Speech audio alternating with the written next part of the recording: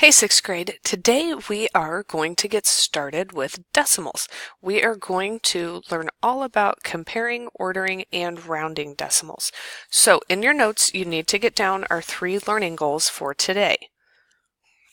Okay, our 3 learning objectives for today.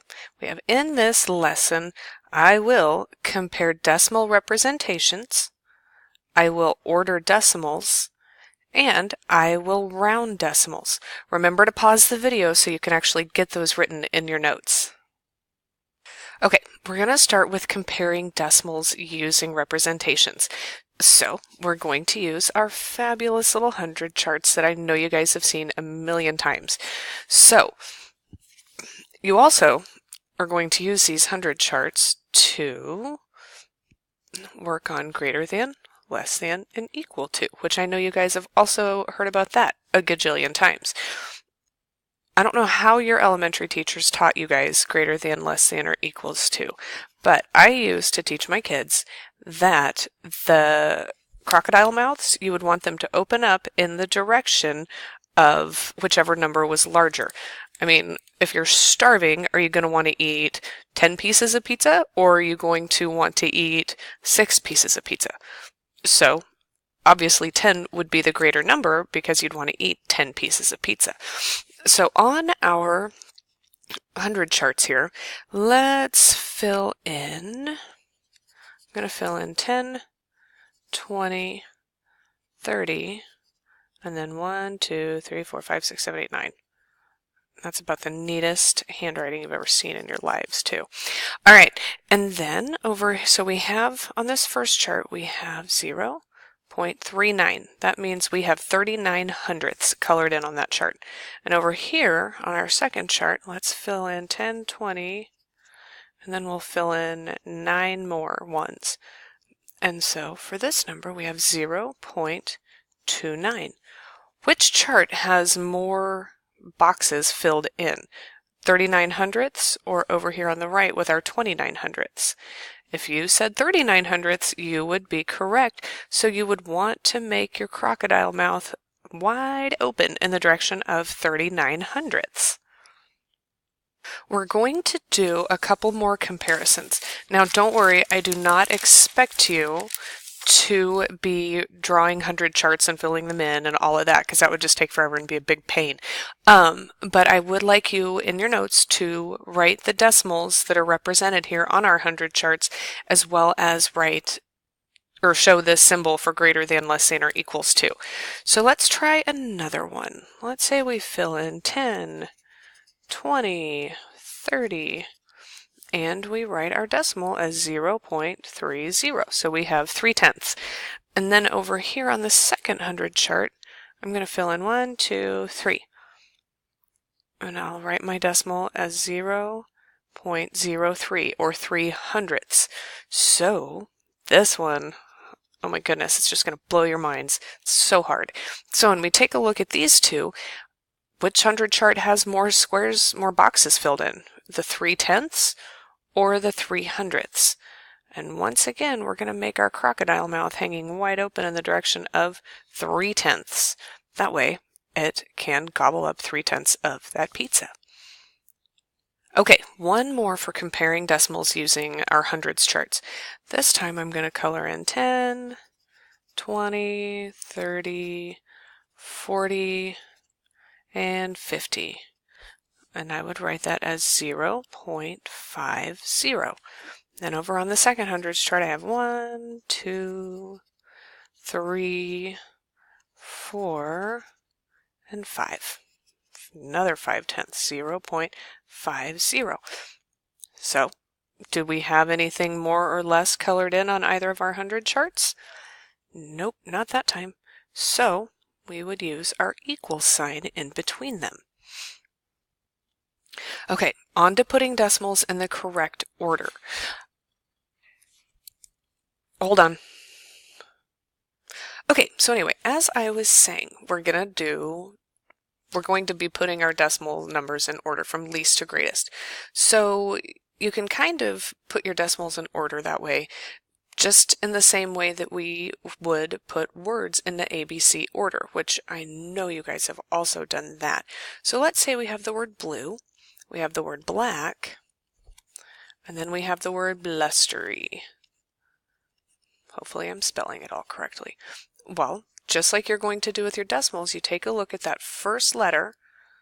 Well, that's all three of them. Those are the same. So we take a look at the letter to the right. Oh my goodness. Once again, same letter. So then we have to take a look again at the letter to the right, which is just what you will do while you're putting decimals in order. Well, we all know that A comes before U, so black would be our first word. Cross that thing off. And then we take a look at our U's and we move to the right again, which is just what you'll do when you are putting your decimals in order. As long as the numbers keep being the same, you have to keep looking to the right. So E comes before S, so we know that blue would be our second word in line, and then blustery would be the third word. We basically follow that same process of looking to the next place to the right when we put decimal numbers in order. So I'm going to give us a few numbers for us to try putting into order. So from least to greatest, we'll do 512 and 36 hundredths, 512 and 781 ten thousandths, 512 and 375,000. Whoa. 300. Where'd my little guy go? There we go. All right. 512 and 375 thousandths and 512 and 4 tenths.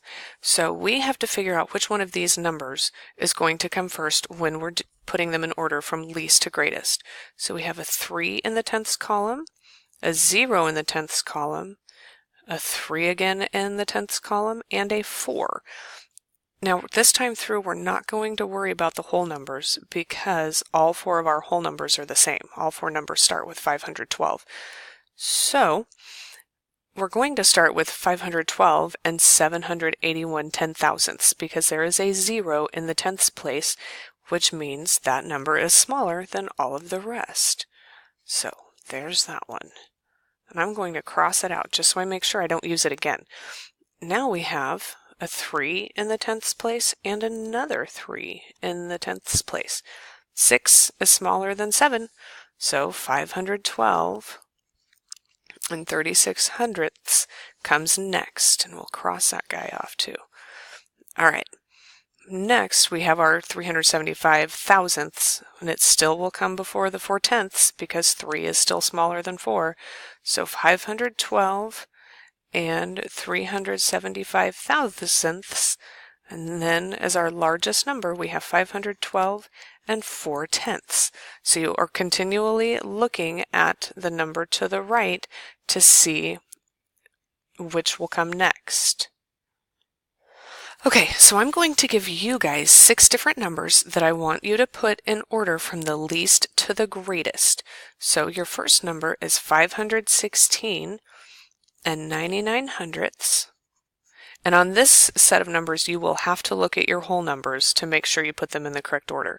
We have 516 and 84 hundredths, 513 and 64 hundredths, 512 and 36 hundredths, another 513 and 12 hundredths, and your last number is 512 and 35 hundredths. Now on these 6 numbers, make sure you look at your whole numbers to make sure you're starting off putting them in the correct order from least to greatest. You need to put these in your notes so I can check them in class and make sure that you have the hang of this. Okay, last but not least, we're moving on to rounding decimals. You guys have already done lots of rounding back in elementary, and you still follow the same rounding rules, even with decimals. If the number to the right is 5 or higher, you round up.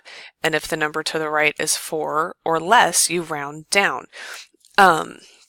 So let's try a little bit here. Let's say I give you the number 23 and 1,768 10,000ths. Well, we can do some rounding with our whole number first of all. Let's say we're looking at the 10. Let's say your problem on your paper says to round to the nearest 10. Well, you're going to look right next door to the right at the 3. A 3 is lower than 4, or it's less than 4, so that would just be rounded down to 20. What about if your paper says to, whoa, got a little crazy with my erasing. Let's say it tells you to round to the nearest 1. Oh, there's the ones column. Let's take a look to the right, and we have a 1. So would we just leave this as 23, or would we round up to 24? Well, 1 is definitely part of the 4 or less group, so it would just stay as 23. And you can go just right in order. You need to round to the nearest 10th. Well, take a look to the right. Is 7 5 or greater, or 4 or less? And 7 is 5 or greater, so you would round up to 23 and 2/10. Let's get rid of that. All right, what about rounding up to the nearest 1,000th? Well, we have a 6 in the thousandths column. Let's take a look to the right, and we have an 8. 8 is greater than 5, so we would round the 6 up to a 7, and we would wind up with 23 and 177 thousandths.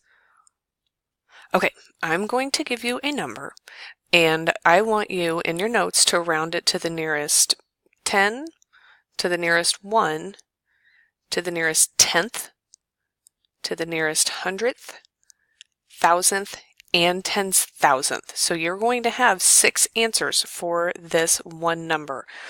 So I'm going to give you the number 73 and